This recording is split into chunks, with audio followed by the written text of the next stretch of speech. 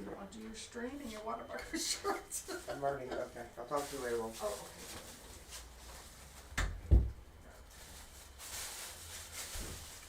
okay.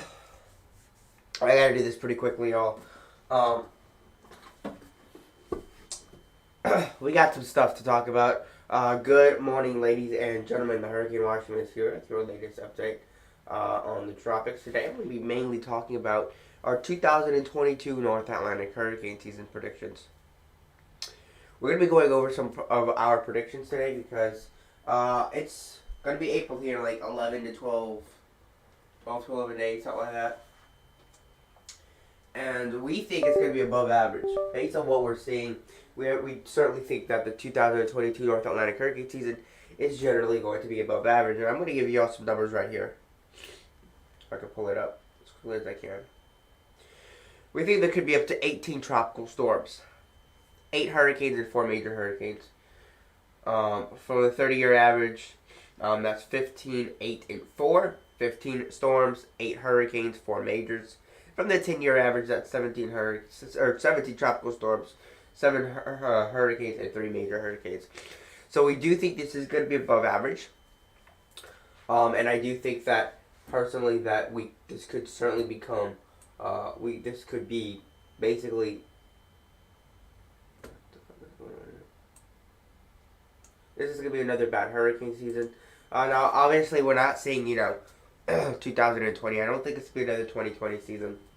Some people I did hear are saying that the La Nina is what we're going to be talking about today, and what we're going to be seeing with the development of the La Nina, because that's starting to get pretty rough in terms of what we're seeing with that. So, first off, that's what I really want to talk about today. It's simply just going into the La Nina. If I can find it.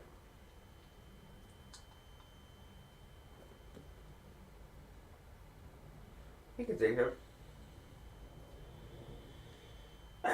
Maybe it's not. Apparently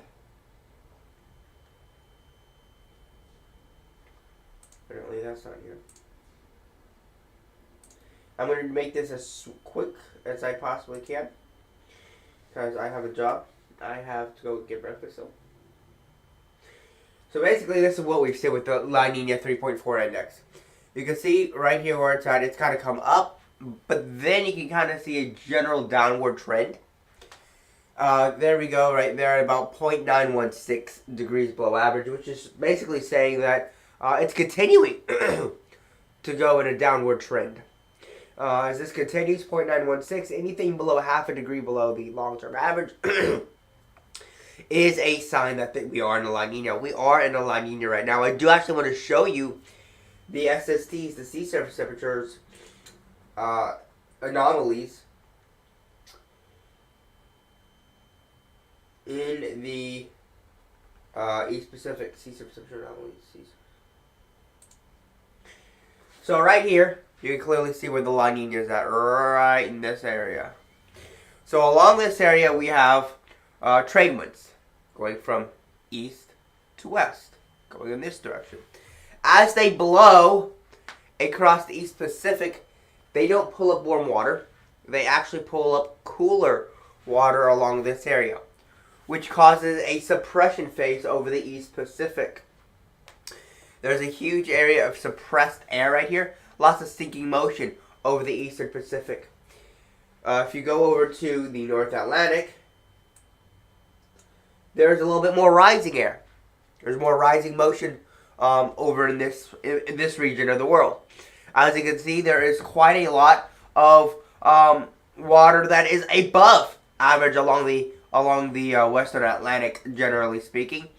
Gulf of Mexico, generally above average. Caribbean, generally above average.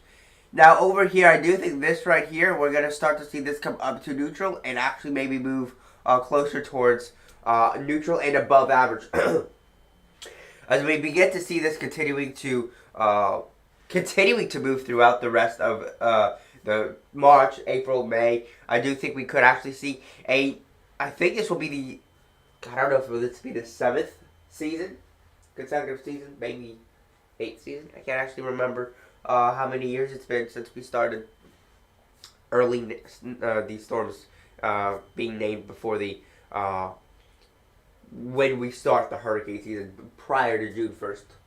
But I do think we could see a storm prior to the beginning of the hurricane season. But that's mainly what I'm worried about, is seeing that we do have a La Nina developing here.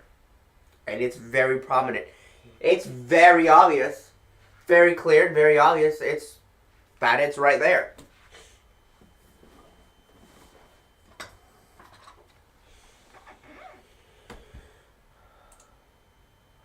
As you can see, global temperatures, SSTs across the entire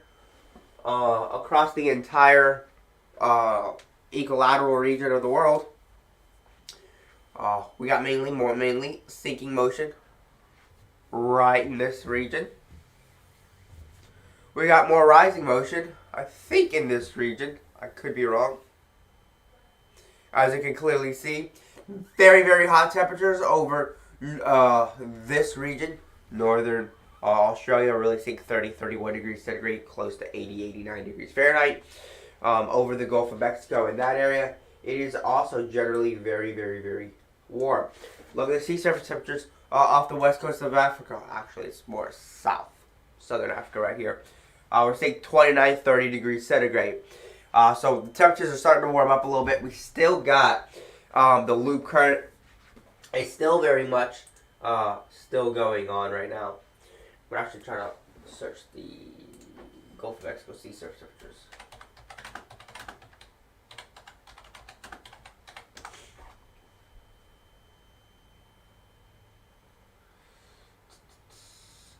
Is this it? This should be it.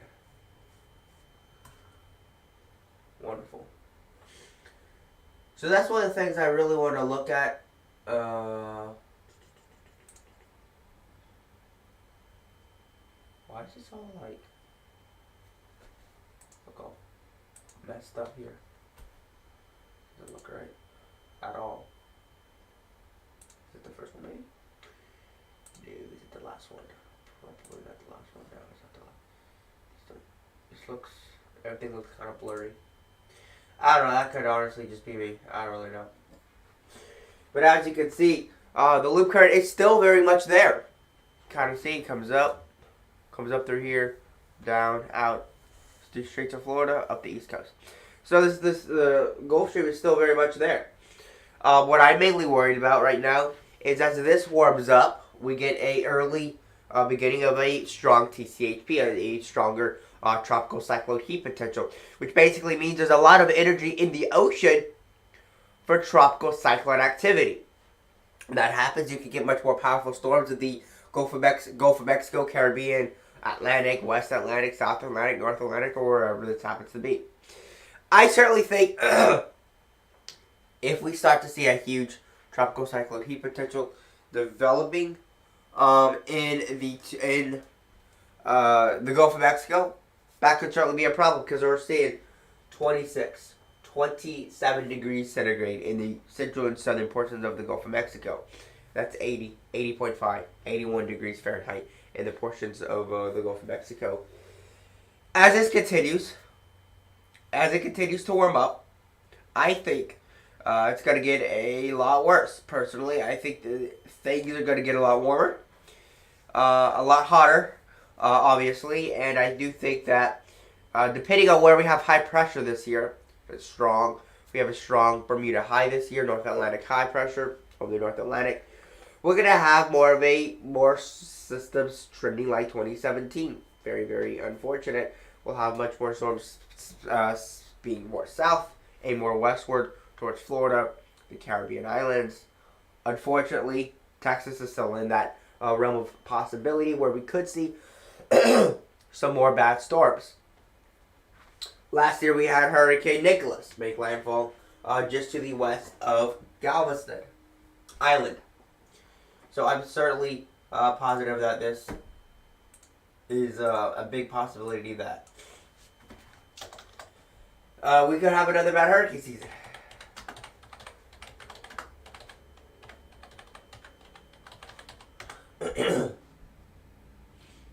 I need a SST map. There you go. It's literally the same one. I don't know why I just searched something else.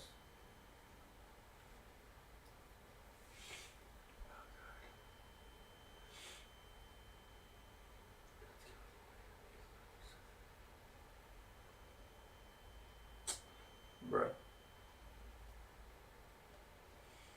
Thought they had. Maybe it was Track the Tropics. They just had regular sea surface temperature map. I don't know where it was. They had a great sea surface temperature map. I think it was up here actually.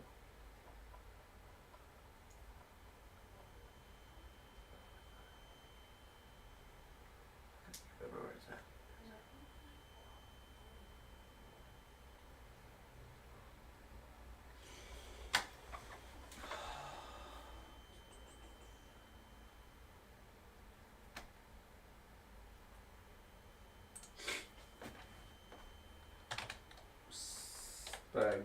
I can't spell fucking spaghetti.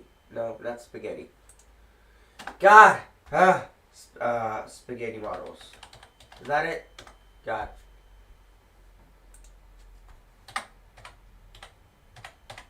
I can't.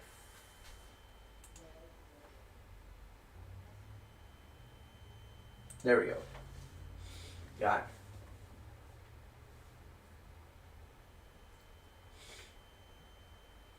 There we go. Details. Surface temperatures. Oh, Jesus.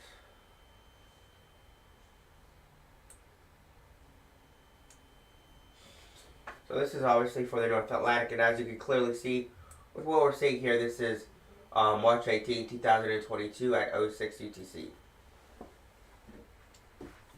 We do see, again, generally warmer waters. This is the area in this time of the year where we see warmer waters in March. As we get to April, May, June, July, August, September, that's when we'll see all of this area be very, very, very hot. And that's something we're going to watch, because as that happens, if we have a lot of high pressure up here, what's going to happen is those storms aren't going to be able to get these cold waters and weaken and die out and go out to sea. They're going to stay in these warm waters, just like how we saw with Hurricane Sam in 2021, where it peaked at 150, 155 miles per hour. It was like 928 millibars. We see something like that, but we get stronger, higher pressure, and it stays in a westerly and doesn't come out to sea and do something like that. If it stays westward and does something like this, that could be bad. As that has happened before. That was very similar to Hurricane Irma in 2017, September of 2017. Hurricane Harvey was very similar. It stayed very far to the south, something like this. And it came all the way out here and made landfall in west and south central Texas. So if we see higher pressure, that's going to be a sign that there's going to be more impact to the United States. Could be more impacted. I do think Florida is certainly going to be impacted this year by hurricanes. Unfortunately, this year is just going to be another, in my opinion, another bad hurricane season.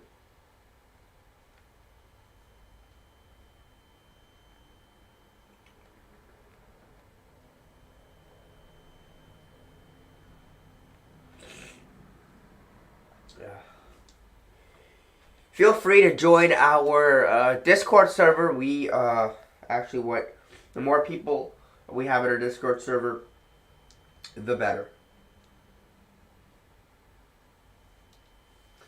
So this is what we're looking at right now. Let me just zoom over here again.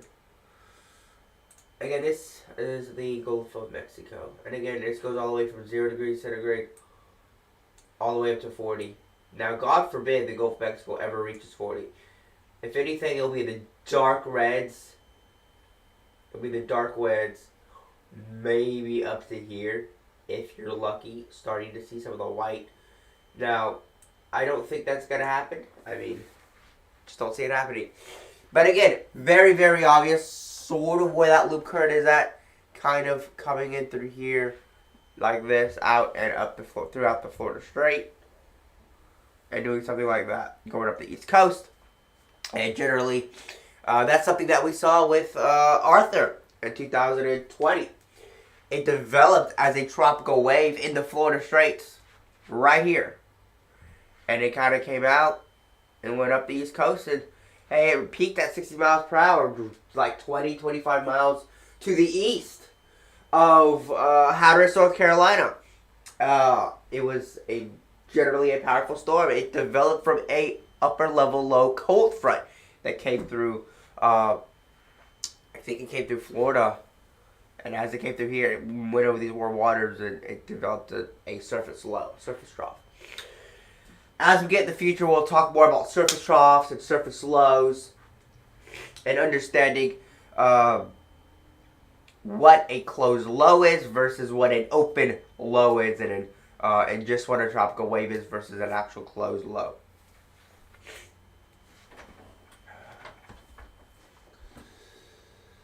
In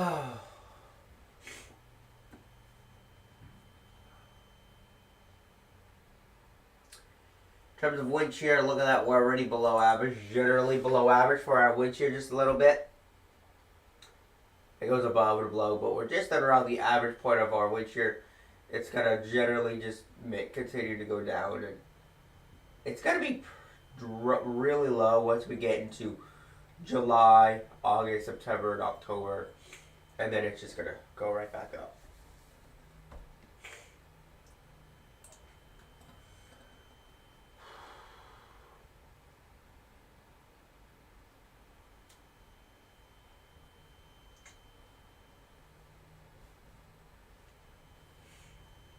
See, I mean, nothing super crazy is happening. As you can see, this was a cold front that came through and brought severe weather towards the south.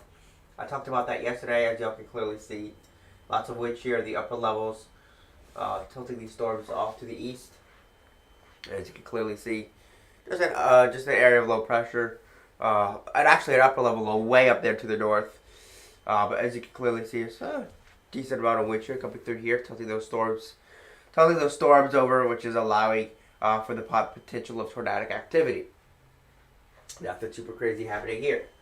You can kind of see over here some upper level clouds right here. I think you kind of see these low level clouds going this direction, upper level clouds going this way. So if there was any kind of tropical activity trying to develop down here, it would be one. If the waters are technically warm enough. If you can kind of see, you have upper level clouds going this direction, low level clouds going this direction. So if you had to try to have a storm build this direction, if you had a storm build up vertically, it would be tilted over and it would fall apart. Why? That's why we don't have any activity right now. Surprisingly, the Caribbean is actually warm enough right now. In terms of the development or tropical development. This kind of shows the amount of water vapor. So kind of the blues and the greens kind of show more of moisture in the atmosphere. And the yellows and oranges and the reds kind of show more drier levels of dry air in the atmosphere. But as you can see, there's a decent amount of dry air, and that's another thing that plays into the factor of will there be a monsoon season for North Africa? If we have a monsoon season for North Africa, this dry air will drastically drop, increasingly drop, and the less dry air you have, the more moisture you have in the atmosphere, the more these storms are going to flare up and become more powerful because the higher the amount of moisture is, the higher the humidity is in the storm, the more moisture there is in the storm, the stronger the storm will be able to become, the more factors you have playing with in support of the storm, you could say, versus against. So if you don't have dry air, you don't have wind shear, but the temperatures are like 80, 81 degrees, you're probably going to get a decent storm. But if you have everything, extremely hot water temperatures, 88 degrees, you have extremely high humidities. We're talking 70, 80% humidity in the atmosphere, and we're talking very, very low vertical wind shear. You're going to get a powerful, possibly a Category 5 hurricane, depending on if you have, but do you have a deep tropical cyclone heat potential? What's ahead of the storm? Just because there's the environment is very conducive to this one area, what is it looking like ahead of the storm? Let's say there's a lot of moisture down here, but if it comes this direction, it's going to hit this. You can kind of see this is moving in this direction. And that's wind shear. Kind of like this right here. Going into an upper level low up there. Actually, I want to take a look at the wind shear. That's very, very helpful. And just in terms of what we're looking at. What the fuck is going on? Lord. Yeah, wind shear. I think that's up here.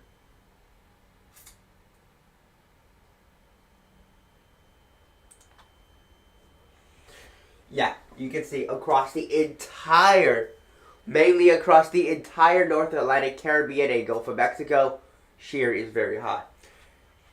You got lots of winds moving from west to east, as there's this upper level low here. It's blowing this direction. It's going to try to kind of go in like that.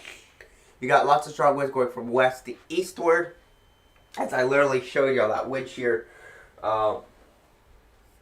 moving across. I actually want to look at the tendency, the intensity of it. As you can see, lots of strong wind shear over here. Pretty much a strong wind shear over the entire North Atlantic right now. Oh, Lord. Whew.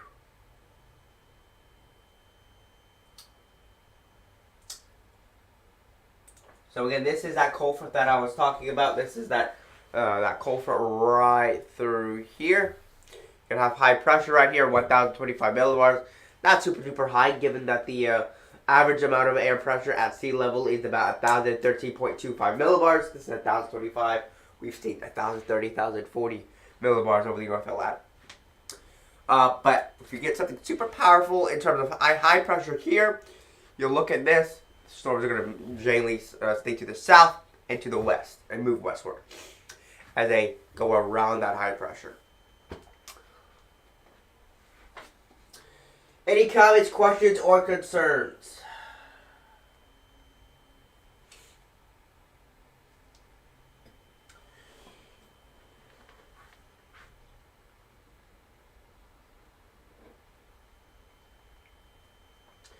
There's a long story for that, which I don't really need to get into right now.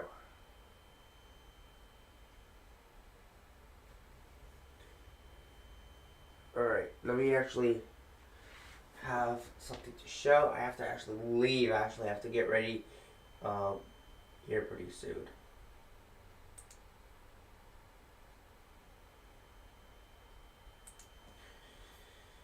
Show this graphic, okay. There's actually this graphic I do want to show y'all. I'm going to show y'all right now. So, this is what I was talking about. So again, we are talking about 18 named storms this year, 2022. 8 hurricanes, 4 major hurricanes. Now this is the 30. We're talking about the 30-year and 10-year averages for the time period from 1992 to 2021, and then 2012 and 2021 respectively. So this is the 30-year, and this is the 10-year. For the 30-year, we have 15 15 tropical storms, 8 hurricanes, and 4 major hurricanes. For the 10-year, we have 17 tropical storms, 7 hurricanes, and 3 major hurricanes. Right now, we are very, very close to the 30-year average of 18 tropical storms, 8 hurricanes, and 4 major hurricanes. So we are above the 10-year average, but roughly when it comes to the 30-year average, we're right around the average.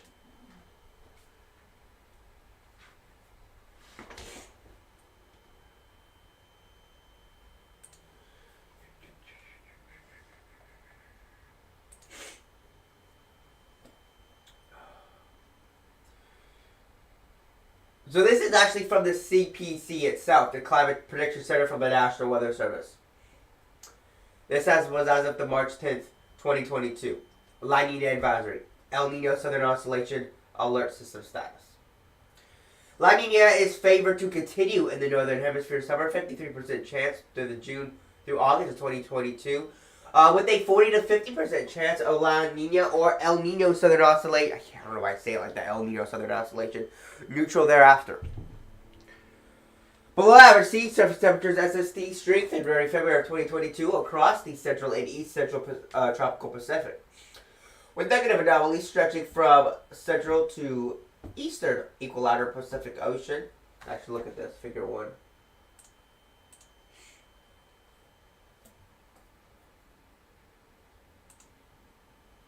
Oh, well, it's going to completely take me to a different page. I don't got time for that. Was this Lightning Advisor?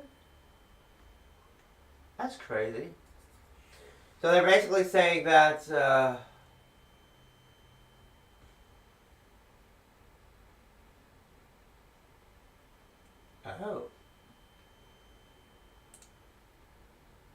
The Lightning Advisory. So the Climate Prediction Center plume average for the Nino 3.4 SST index continues a forecast transition to ENSO neutral during the northern hemisphere spring. This month, the forecaster consensus favors a slower delay of La Nina due to the recent renewal of ocean atmosphere coupling, which contributed to cooler near-term forecasts from several state-of-the-art climate models. I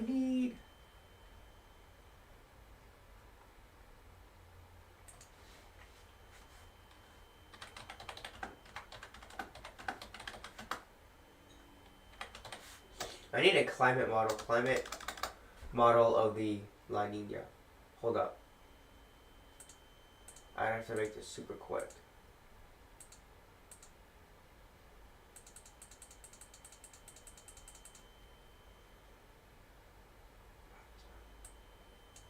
What? Oh my god. Just take me to Google. Okay.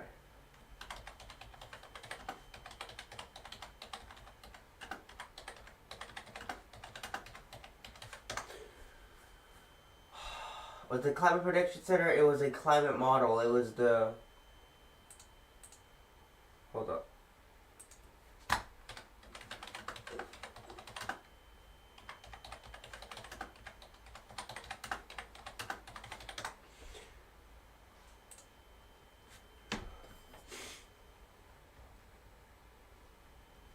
I can't think of the name of it off the top of my head. I mean, it's fine.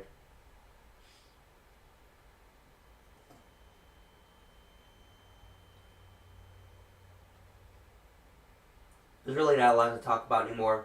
But I mean, this is really what we're looking at right now, with what we're seeing with the 2022 North Atlantic hurricane season. Invest 91B. Is that? It's in the northern hemisphere. They're just about 9.9 north.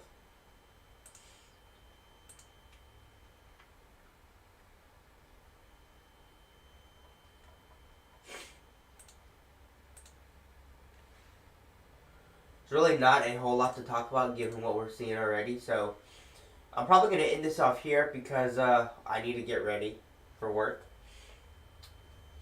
very, very soon.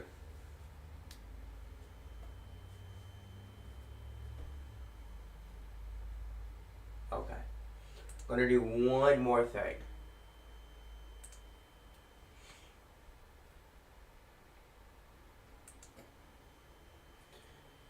Climate CFS monthly.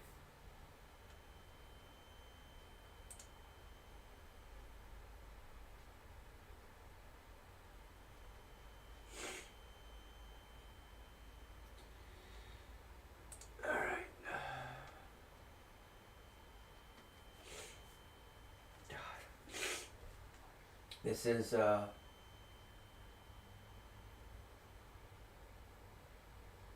I figure out what I'm looking at here.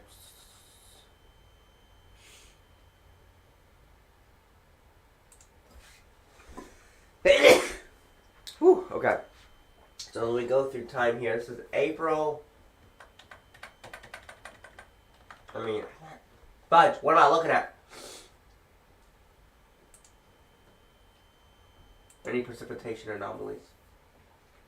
This is a little bit easier for me to understand. Gives me an idea of what are we looking at in terms of precipitation. Where are we going to generally see the majority of the precipitation?